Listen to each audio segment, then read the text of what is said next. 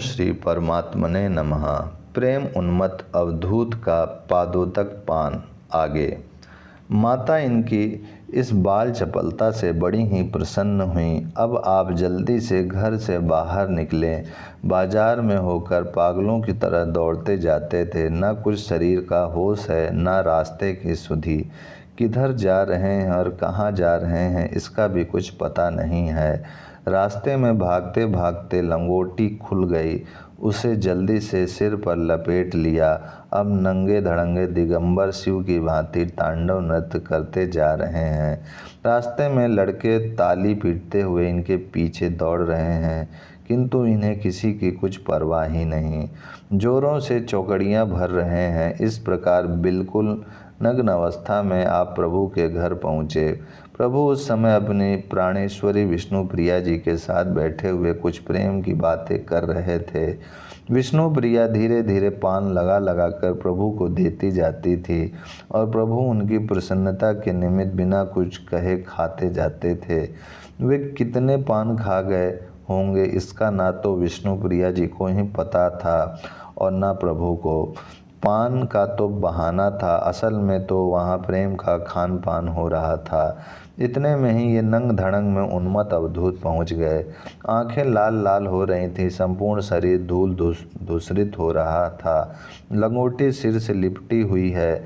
शरीर से खूब लंबे होने कारण दिगंबर वेश में दूर से देव की तरह दिखाई पड़ते थे। प्रभु के समीप आते ही ये पागलों की तरह हूँ हूँ करने लगे।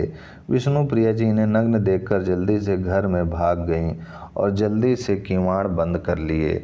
सची माता भीतर बैठी हुई चरखा चला रही थीं।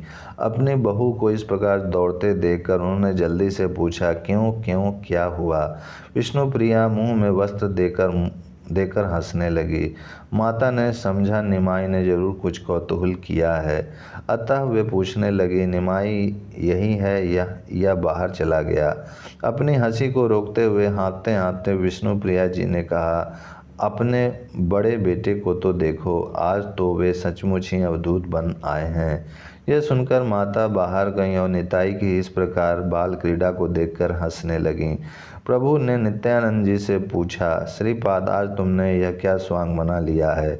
बहुत चंचलता अच्छी नहीं, जल्दी से लंगोटी बांधो। किंतु किसी को लंगोटी की सुधि हो तब तो उसे बांधे। उन्हें पता ही नहीं कि लंगोटी कहाँ है और उसे बांधना कहाँ होगा।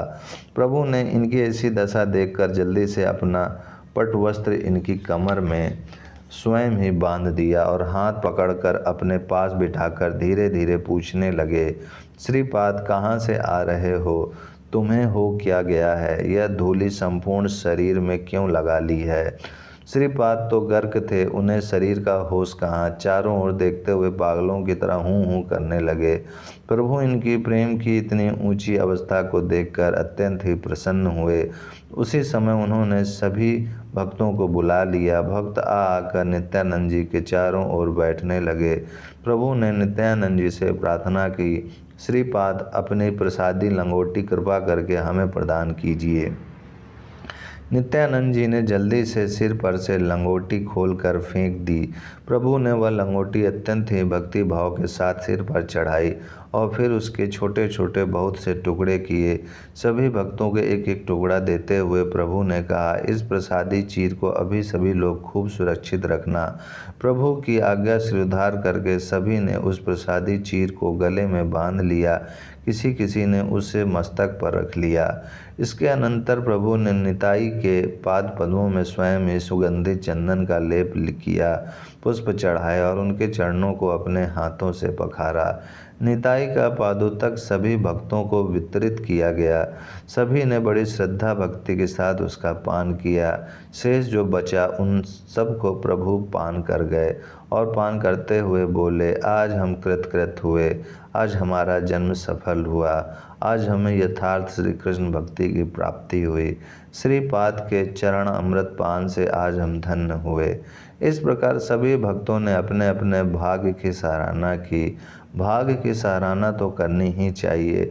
भगवान की यथार्थ पूजा तो आज ही हुई।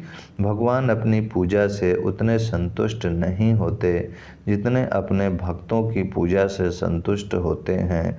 उनका तो कथन है, जो केवल मेरे ही भक्त हैं वे तो भक्त ही नहीं, यथार्थ भक्त तो वही हैं जो मेरे भक्तों का भक्त हो।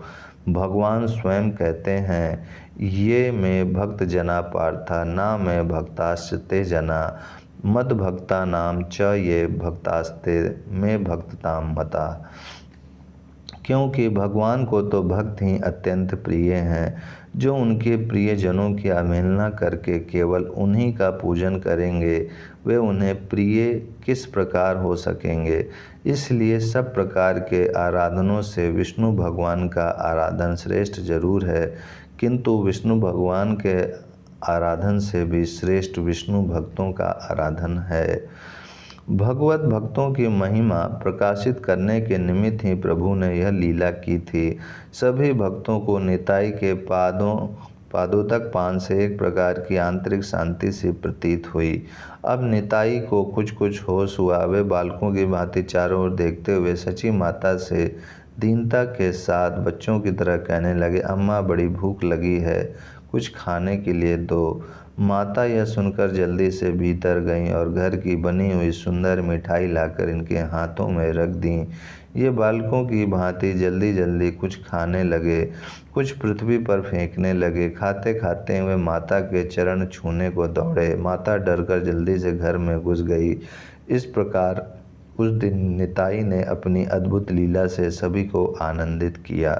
ओम शांति शांति शांति।